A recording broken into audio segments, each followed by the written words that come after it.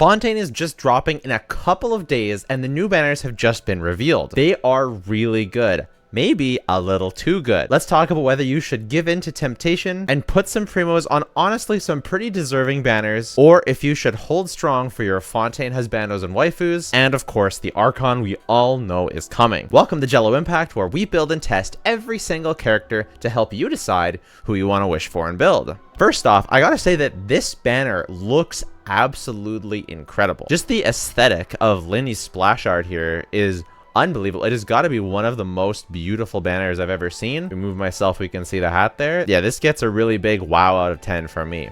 And the 4 stars on the banner are decent.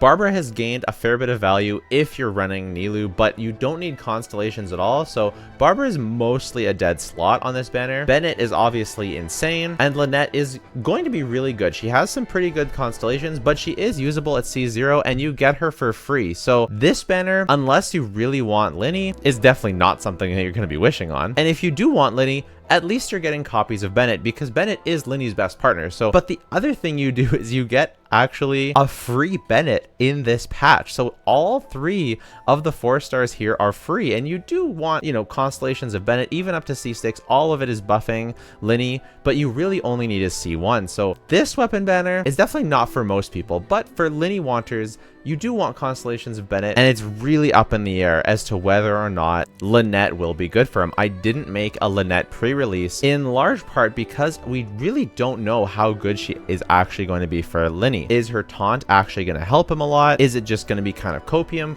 Can you get away with just the taunt in him as your solo defensive utility aside from Bennett? Like, do you need to run a shielder as well? Because if you can run Lynette, if she helps, then you could forgo Kazuha on the Linny team, and if you can do that, then she gains a ton of value, and getting her C1 and her C4 are going to be really good for that team. So this banner's value highly depends on whether or not Lynette is really good for Linny or not. I will be testing them extensively after they come out, and so if you can just wait a few days after the banner, then I can tell you exactly how good they're going to be. And even if you do pull them right away, because I know I like to pull characters right away if they're out, you'll still learn a lot about how to play him in every team possible and whether Lynette really is his best partner. So I'm really looking forward to testing that for you guys. The second banner is the Yelan banner. This banner is absolutely massive for anyone looking for Yelan. Yelan is an extremely high value character. My guide on her should be coming out later today, if not tomorrow at the latest. She's an absolutely incredible character. And then obviously getting Bennett on this is good, but it's kind of tough.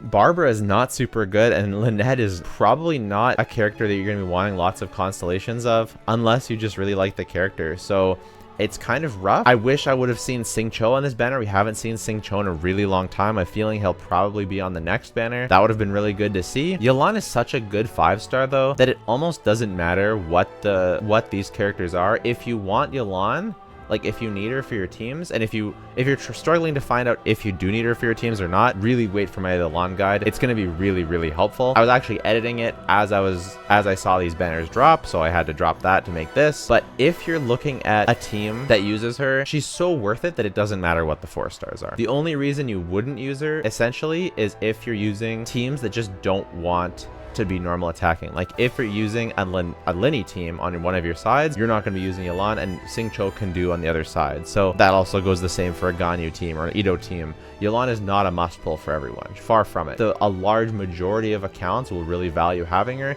If you have any interest in her, like if you're on the fence, I say just go for it, because she's so ridiculously strong and she fits on so many teams. She is an unlock character. She unlocks your account to make so many different teams, and she's really fun, and she's amazing for the overworld. She's probably the best overworld character overall, and honestly, she makes the banner good just by being here. These could be all Barbara, and this would still be a banner worth it for pulling on for those, and you get those refunding star glitter for your C6. But now we need to talk about the weapon banner. Probably the best weapon banner we've had in a long time. It is definitely the best DPS bow weapon banner that you could possibly ever ask for. The Aqua Simulacra is probably the most universal DPS bow in the game, bar none. A crit damage stat stick that gives damage bonus and HP, but it gives more damage bonus than it gives HP, so it's valuable for virtually every character. The first great magic gives a lot of crit damage and it has a higher base attack than the Aqua. It gives charge attack damage bonus, which is really good, and a sizable amount of attack,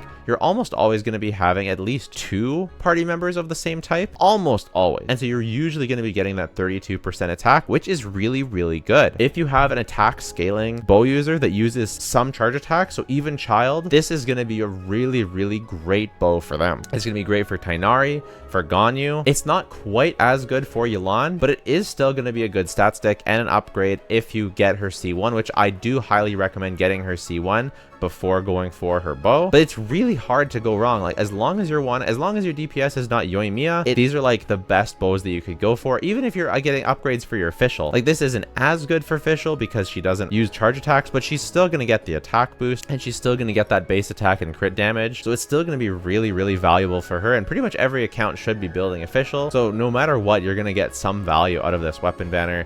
In terms of the 5 stars, really couldn't sing its praises high enough. They actually gave us a good banner. And when we look at the 4 stars, it gets even better. The polearm is probably the best polearm in the game, and you need a lot of copies of it. So many characters have the Favonius Lance as their best in slot, and you want high refinements for a lot of them. So it's really, really excellent to get a lot of copies, and Sacrificial Sword is an amazing sword. It's not as good as the Favonius Sword, but it is super, super good on Xingqiu, on Kirara, on Dendro main character.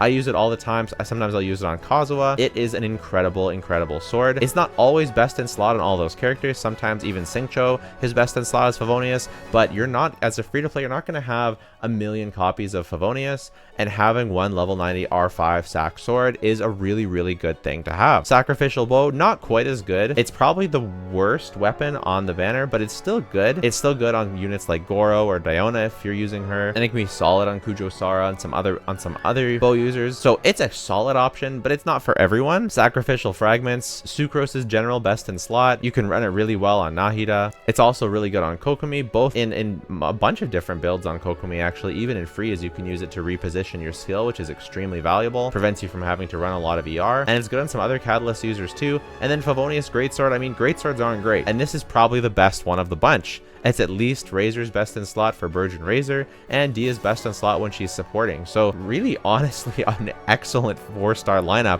which doesn't always happen. It's super, super good. I'm actually in shock with how good this weapon banner is. If you're in the market for a DPS bow, you are winning. But it does let us know, and it reminds you in the back of your head, why is it so good? Why is it so good? Why is it so good? It's because they're trying to drain our primos before the Fontaine characters that everyone's actually really hyped for. Not that no one's hyped for Linny, but more people are hyped for Focalor, for Navia, for Chlorine, for New Violette.